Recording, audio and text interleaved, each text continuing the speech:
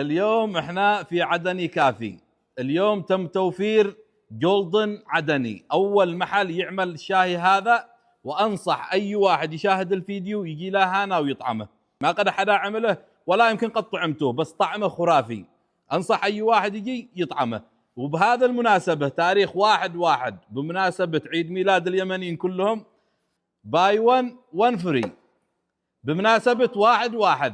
واي واحد ليش صلحنا هكذا؟ عشان تأتوا لهنا تطعموه. يعني تجي تبز واحد لصاحبك واحد لك وتطعموا الشاهي وتحطوا لي في التعليقات.